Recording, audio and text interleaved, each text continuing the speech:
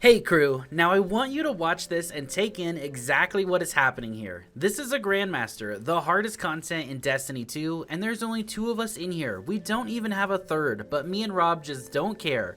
This is the most broken Titan build I have ever seen, and I don't think you can convince me otherwise.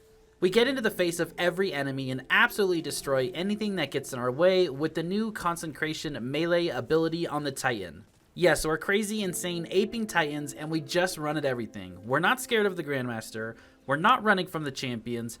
Big ol' Carl comes out here in a second, and we just get right up in his face and keep slamming him until he dies. And you know why? Because we're freaking Titans, and we just don't give a crap about anything or how difficult it may be. Now you might say, well Plunder, is this really the smartest way to play a Grandmaster? And that might be up for debate, but I will tell you this one little thing.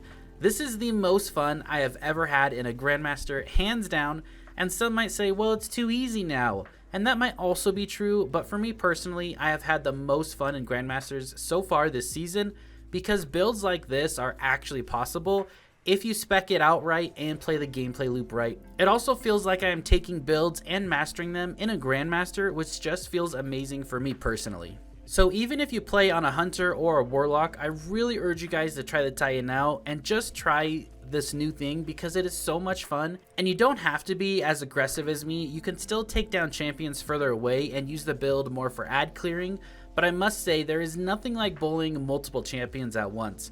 Along with other enemies and just basically saying F you champions, it's just a satisfying feeling. There will be a full build pic in the video for you to screenshot and a dim link near the top of the description for you to use. If you are new to the channel and found this video helpful or enjoyed it, then make sure to hit that subscribe button for me and become part of the crew here. And if you would like to support extra, you can click the link in the pinned comment and become a member of the channel for some awesome emotes and perks. We actually just helped a couple channel members to the Grandmaster yesterday. Now the new Consecration Melee is the name of the game here, and we're just spamming it over and over, so we have to be able to use it as much as possible while tanking and surviving all the incoming damage. So make sure to copy the build exactly how I have it, and make sure to do the rotations right, because if you don't, it will not be as strong and you won't be able to survive as much. So let's go over the aspects and fragments first so you get those right, and then we'll go over how you should be rotating through your abilities, because that's really important with the exotic we're going to be using. For your super, I would go with Hammer of Soul. I tried Burning Maul even with the recent PvE buffs that it did get, and Hammer of Soul just felt a lot better and like it was doing more things for me. For your Barricade, make sure you're using Rally Barricade because it has a 10-second quicker cooldown timer, so we get it back faster. And then for your melee ability, you can use whatever you want here. I was using Hammer Strike to get around the map quicker. You could also use Throwing Hammer if you want. I was using Thermite Grenade. Again, you can use whatever grenade you want, but I liked Thermite Grenade because it has that long area of reach and it can scorch multiple enemies for us. For the aspects, I was using Soul Invictus, Solar Ability Final Blows, Hammer of Soul Impacts, and defeating scorched targets creates sunspots.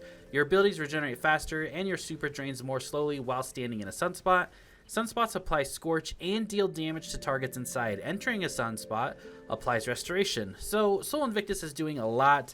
And then we also have Consecration. This is the new melee ability. While sliding, activate your charged melee ability to launch a wave of solar energy forward, damaging and scorching targets in front of you as you leap into the air. So our grenade scorches and our melee scorches, but then when you hit your melee button again and do your downward swing and slam the ground, while airborne, activate your charged melee again to slam the ground and create a second larger wave of damaging solar energy.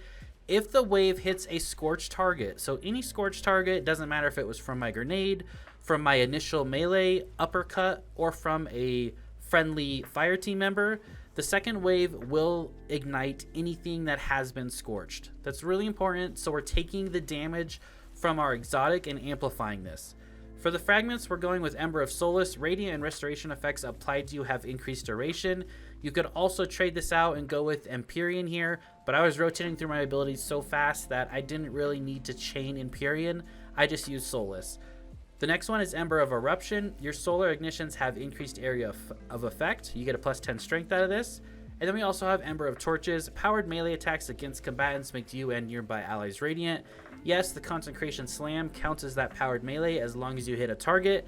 And then you'll have the Radiant, the 25% weapon bonus damage on all your weapons for 15 seconds. And then we also have Ember of Singeing. Your class ability recharges faster when you scorch targets. We're scorching with the grenade and the uppercut. So we're feeding our class ability 25% bonus weapon damage on everything, bigger ignitions with eruption, and we're making radiant restoration last longer when it's applied to us. Now for your stats, you want to be going 100 resilience because that's going to allow you to tank way more. You also want to be running 100 discipline if you can, and then you get your recovery up or your strength up, whatever you really want.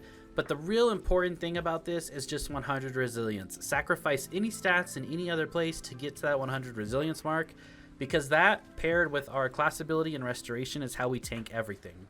Now for your weapons, you can use whatever you want. We use Skyburner's Oath because it's just really good for this particular strike, but it's definitely not needed, and you can use whatever weapons you want with this build, which is just great. Now let's go over the exotic because it's really important. It's Heart of Inmost Light, everyone's favorite Titan exotic, right? I know you guys with all those comments being like, oh, another heart build, but it's just that good.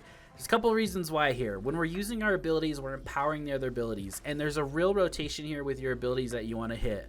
First off, you want to pop your barricade, because when you pop that barricade, that's going to proc classy restoration. It's going to last 11 seconds, and that's going to allow us to tank a lot of damage with our 100 resilience. But that caused an empowerment ×1 to our grenade and our melee ability.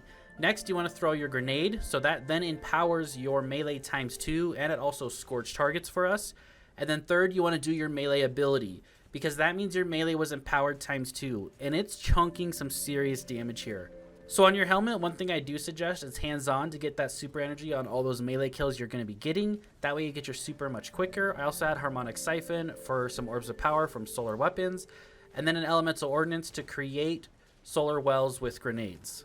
On my gauntlets, both champions mods for barrier sidearms and unstoppable scout rifle, and then a melee well maker as well, so we're spawning well with a grenade and melee. In my chest piece on the Heart of Inmost Light, I had bountiful wells, so now it's doubling up those other two, so we're getting 2 wells for every melee and grenade kill. On the boots, we're going with Well of Life to add extra healing to the build. And then on your class item, of course, classy restoration like we mentioned earlier, a utility kickstart to feed into that barricade to get it back even quicker. And it's just a really fun build, and it's the most powerful build I think I have ever played in a Grandmaster.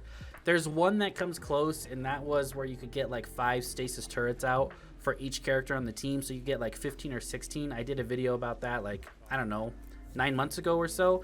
But this is that's the only one I could think of that would come close to this build. So I hope you guys find it helpful. I hope you try it and enjoy it. It's a very fun build. It's the most fun I have had in such a long time in a Grandmaster. So try it out, and thank you so much for watching. I really appreciate it, and I'll see you guys all in the next video. Have a great rest of your day. And if you haven't seen my last Warlock build I did in the Grandmaster, make sure to check that out because it's really good and will be good for multiple seasons moving forward.